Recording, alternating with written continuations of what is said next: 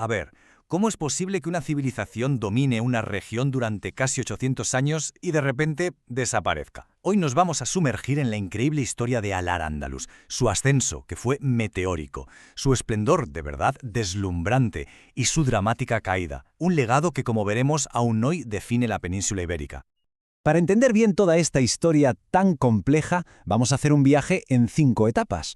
Empezaremos con la sorprendente llegada de los musulmanes. Veremos cómo su poder fue consolidándose hasta llegar a su apogeo en Córdoba y luego, claro, analizaremos su fragmentación y el final de su último reino. Bueno, pues nuestra historia arranca a principios del siglo VIII. La península ibérica estaba a punto de vivir uno de los cambios más rápidos y, más profundos de toda su historia. Vamos a ver cómo empezó todo esto.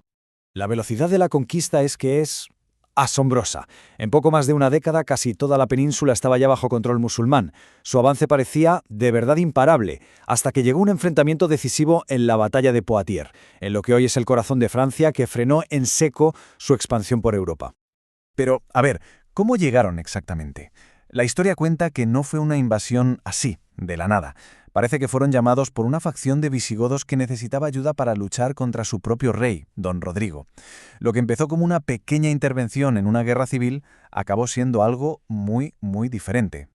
Después de la victoria clave en Guadalete, los recién llegados vieron la oportunidad y, claro, decidieron quedarse. Bautizaron su nuevo dominio como Al-Ándalus. Mientras tanto, los nobles visigodos que lograron sobrevivir se retiraron a las montañas del norte. Y desde allí, empezarían a organizar lo que todos conocemos como la Reconquista. Porque vamos a ver, conquistar un territorio es una cosa, pero gobernarlo es otra muy distinta. La siguiente fase de Al-Ándalus fue su organización política, una estructura que no fue para nada estática, sino que evolucionó, y mucho, con el paso de los siglos. La evolución del poder aquí es fundamental. Al principio, Al-Ándalus era un emirato dependiente, o sea, como una provincia lejana que obedecían todo al califato omeya de Damasco. Pero a mediados del siglo VIII se produce una ruptura clave. Se convierte en un emirato independiente. ¿Qué quiere decir esto? Pues que ahora tomaban sus propias decisiones políticas, aunque eso sí, seguían reconociendo la autoridad religiosa del califa que estaba muy lejos. Y el punto de inflexión para este cambio fue la llegada de Abderramán I. Él fue el único superviviente de la familia omeya después de que fueran masacrados por la nueva dinastía abasí. Consiguió huir hasta el Andalus y desde allí fundó un poder independiente de sus enemigos, o sea, una historia que es digna de una película. Y ahora entramos en la época dorada. El poder que había consolidado aquel fugitivo, Abderramán I, iba a alcanzar unas cotas inimaginables con uno de sus descendientes, que llevó al Andalus a convertirse literalmente en el faro cultural de Occidente. Hay un año que lo cambia absolutamente todo, el 929. En este momento se produce un cambio de poder que va a definir para siempre el apogeo de Al-Ándalus. Su nieto, Abderramán III, fue un paso más allá. Ya no era solo independiente en lo político. Al proclamarse califa, se declaraba también la máxima autoridad religiosa del Islam en Occidente. O sea, estaba compitiendo directamente con los califas de Bagdad. Trasladó la capital a Córdoba, convirtiéndola en una de las ciudades más importantes del mundo. Yo creo que esta frase lo resume a la perfección.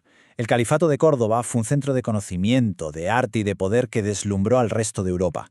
Fue sin duda el momento de máximo apogeo cultural y político de Al-Ándalus. Pero, como suele pasar con los grandes imperios, después del esplendor, llegó la decadencia. El poder unificado del califato no iba a durar para siempre. Y aquí tenemos la fecha que marca el principio del fin de esa unidad. En el año 1031, el poderoso califato de Córdoba colapsa, oficialmente. El proceso de declive fue como una reacción en cadena. Todo empezó con el colapso interno del poder central. Esto creó un vacío que intentaron llenar fuerzas del norte de África, los almorávides y almohades, pero sus intentos de reunificación fracasaron.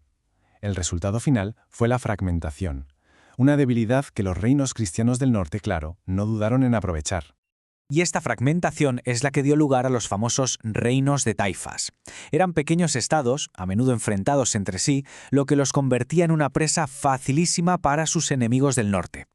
La unidad y la fuerza del califato se habían perdido por completo. Y con esto llegamos al último capítulo de esta larguísima historia. Después de siglos de luchas, de fragmentación, solo quedaba un último reducto musulmán en la península. Ese último bastión fue el reino nazarí de Granada. Logró sobrevivir durante más de 200 años, en parte por su diplomacia y por una geografía muy difícil. Pero su destino ya estaba sellado. Una fecha que es icónica en la historia mundial. 1492. No solo es el año del descubrimiento de América, es también el año que marca el final definitivo de Al-Ándalus. Esa imagen de Boabdil entregando las llaves de la ciudad a los reyes católicos, a Isabel y Fernando, simboliza el fin de casi 800 años de presencia musulmana como poder político en la península ibérica. Y con esa rendición se cierra un capítulo, pero su influencia desde luego no desapareció. Y esto nos deja con una pregunta final para reflexionar. Desde la arquitectura y el lenguaje hasta la ciencia o la gastronomía, ¿qué huellas de esos 8 siglos podemos seguir viendo a nuestro alrededor hoy en día?